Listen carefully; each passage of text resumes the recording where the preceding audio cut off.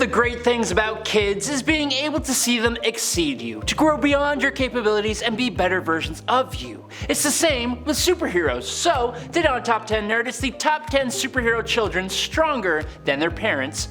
Part 2. Coming in at number 10 today is Damian Wayne. Damian Wayne is the 5th person to assume the role of the Caped Crusader's ward, Robin. But Damian is more than that. As you might have surmised from the last name, Damian Wayne is none other than the son of Bruce Wayne, Batman. Much to the Dark Knight's surprise, the assassin Talia al Ghul, daughter of Ra's al Ghul, had, in secret, given birth to Damian, and she had been raising the little Wayne in secret within the League of Assassins. Now, he first burst onto the scene in Batman and Robin Volume 2, Number 1 in November of 2011, and caused quite the uproar within the Bat family. Being raised surrounded by a bunch of assassins, he found adjusting to the morals of his father to be somewhat challenging, but he has stepped into the role really well. He is lethal, volatile, and arrogant, but he has adjusted to the ways of being a hero and wants nothing more than to be the best hero he can be for Gotham and for his father. Similar to Jonathan Kent, Damian is set to be an even more successful Batman when he inevitably takes over the role, and with all the training he has from basically birth,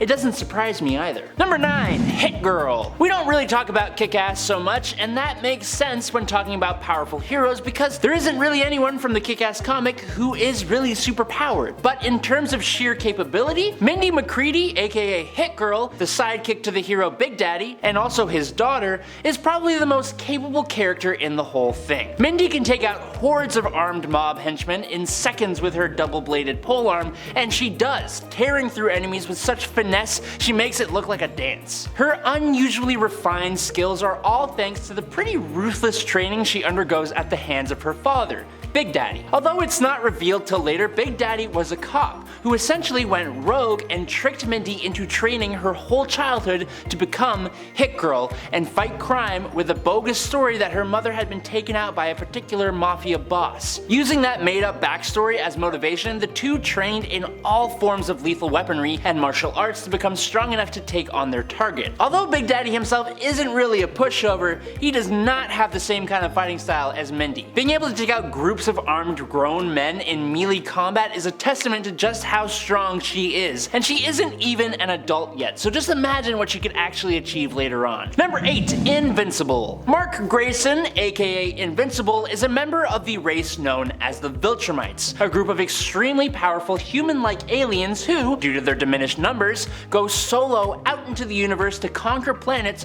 for their empire. Now, Mark's dad, Omni-Man, is the most powerful superhero on Earth, until one day he reveals his true Viltrumite mission and does battle with his son, who convinces him to the error of his ways. Now, Viltrumites are basically immortal. They age at an extremely slow rate, which slows down even further as they mature, eventually stopping altogether. They also get stronger and stronger with age, and every time they are defeated or gravely hurt in combat, they will heal very quickly to become even stronger than they were before. Viltrumites can also fly and survive the vacuum of space. Mark, his dad, and another Viltrumite once flew through the core of a planet, completely destroying that planet. That's how powerful Viltrumites are. But Mark himself has defeated people much more powerful than himself, with sheer willpower and determination, even those who have defeated his much more experienced father. He eventually becomes a galactic peacekeeper, bringing the whole entire universe to a state of complete peace and prosperity, which is something his dad just could not do. Number 7. Ultimate Red Skull. I'm cheating for this point, as this is totally a villain. In the Ultimate Universe, Steve Rogers and his girlfriend at the time, Gail Richards, ended up having a little one-night get-together in 1945 before he went and got himself popsicled. 9 months later, out popped a baby that the government decided needed to be kept a secret. They took the boy into foster care on a military base, training him to become a super soldier to replace the supposedly deceased Captain America. This child soon became stronger and more tactically skillful than his father, and by all intents and purposes seemed like the perfect compliant soldier. But in the background, Roger's son had been carefully planning his escape and was just biding his time. Now fast forward to 1963, when he was finally at the age of 17, and the son went on a spree, de-lifing all the doctors and soldiers at the facility. He also used a kitchen knife to carve the skin from his head, literally becoming the bloody Red Skull. In rebellion rebellion against the system that created him, this Red Skull was the one who planned President John F. Kennedy's send-off to the grave. He became an assassin and tries to eventually steal Reed Richards' plans for the Cosmic Cube in order to use it to change history so that he could just grow up with his dad. And that's really sad. Number 6. Franklin Richards. When Reed Richards and Sue Storm had a child together, a whole bunch of cosmic tomfoolery went on, resulting in Franklin Richards being born with powers to alter matter on a universal scale. I wish that happened every day. In other words, he can basically manipulate reality on a cosmic level, which is an insane amount of power for a kid to wield. He's put mental blocks on himself to help control this power, but that doesn't mean he can't still do a hell of a lot. Or at least he used to be able to. Some of the things that Franklin Richards has done include when all the mutants were destroyed by Onslaught, Franklin resurrected them all and put them in a universe that he just created. When Abraxas took out all the versions of Galactus, Franklin resurrected him. He's also resurrected Galactus and literally made him his herald. Recently, it was revealed that instead of being a mutant, Franklin actually altered every cell within his own body to appear like he had the X gene to fit in with all the other mutants. There's even a fan theory that Franklin Richards controls the Marvel multiverse itself to stop characters from aging throughout the many years that they have been around, and it's honestly kind of possible. And he's just the son of a guy who can stretch really long. Number 5. Nate Gray. For a guy named X-Man, he's gotta be a powerful character, and Nate Gray definitely is. Nate Gray comes from the Age of Apocalypse timeline. He was created by Mr. Sinister using the DNA of both Scott Summers, Cyclops, and Jean Grey. There are a few characters who are the child of these two mutants, namely, there is Cable. Now, Cable has huge psionic abilities, but because of being infected by the techno-organic virus, almost all of his energy goes towards keeping himself alive. Nate Gray is basically Cable without that limitation. When he finally came into the 616 reality, he was able to hide himself from Cerebro, which is supposed to be impossible. He is described as being on the same level of power as Jean Grey harnessing the Phoenix Force, which is one of the greatest threats the X-Men and the world has ever faced. He can read the minds of others, he can sense the emotions and histories left on objects, detect rifts in space and time,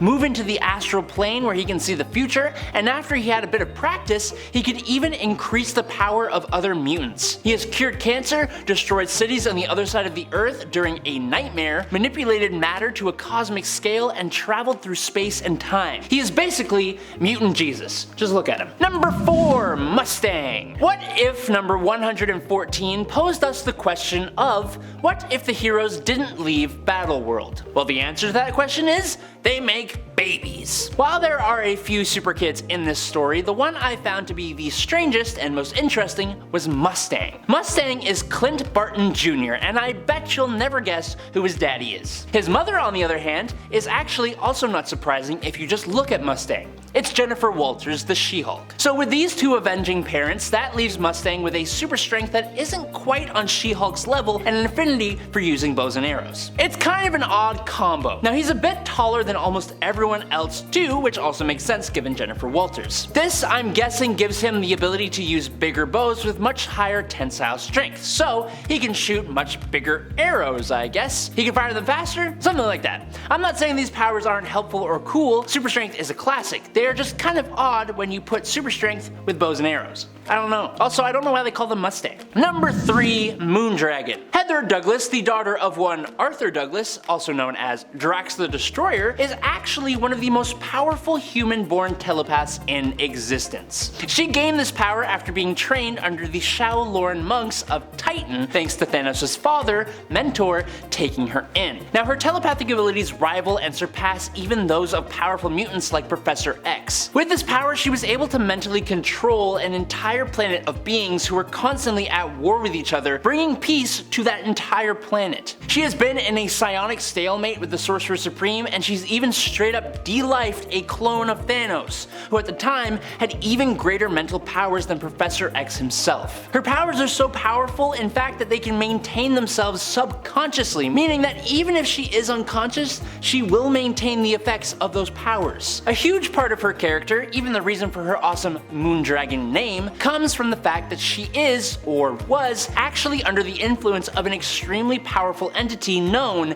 as the Dragon of the Moon, who has been controlling her for a long time, even initially letting her believe that she had overcome the demon. But thanks to this dragon, she has been able to take on a dragon form, where she could move faster than light, survive in space, and was super strong and durable, and she looked like a dragon. That's just cool. Number 2, Mayday Parker. First appearing in a What If comic, specifically number 105 from December 1997, the daughter of Peter Parker and Mary Jane from a future alternate world, Earth 982, Mayday Parker becomes Spider-Girl and eventually Spider-Woman, and fills the role that her father once held as the next generation of heroes. Now, where May is only slightly weaker than Parker in the strength department, she is much more agile and has a stronger, more precise spider sense. Her ability to stick to surfaces is considerably more powerful than Peter's as well. However, wall crawling does not come as naturally to May, and she has to concentrate to stick to surfaces. She also has the ability to transmit her sticking to surfaces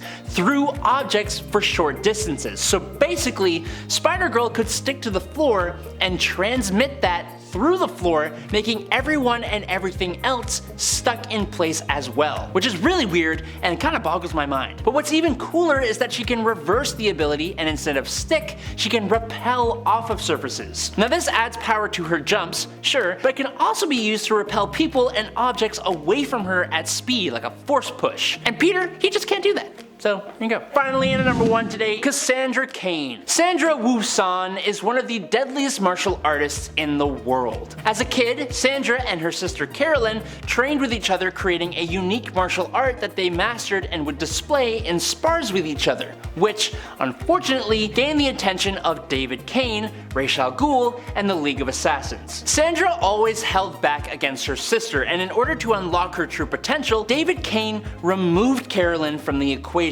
Now this did allow Sandra to unlock her true potential and to become a martial artist with almost no rival except for one, her own daughter, Cassandra Cain. Cassandra is easily the toughest Batgirl and arguably the most skilled member of the Bat family, mainly because of her skill with hand-to-hand combat. Thanks to her highly unique fighting style coupled with all of her training at the hands of her parents, she could easily defeat her predecessor Barbara Gordon, but even Batman would be given a run for his money in a straight-up fist fight. Cassandra has beaten her own mother, Lady Shiva, who we just talked about, and her father, David Cain, and they are two of the best fighters in the DC universe. She was brought into the world and trained by the League of Assassins to be the quote, one who is all, and also the ultimate bodyguard for Ra's al Ghul. She received even more training from Bronze Tiger, Merlin the Archer, Batman himself, Lady Shiva, her mother, Oracle, and Black Canary. She has near metahuman levels of speed, immense resistance to pain, and she can read people's body language, which allows her to mimic anyone's fighting style and predict all their next moves. And that's all I got. Thank you guys so much for watching today on Top 10 Nerd. I'm your host, Adam Andrews, and I'll catch you nerds on the flippy flop. Peace out.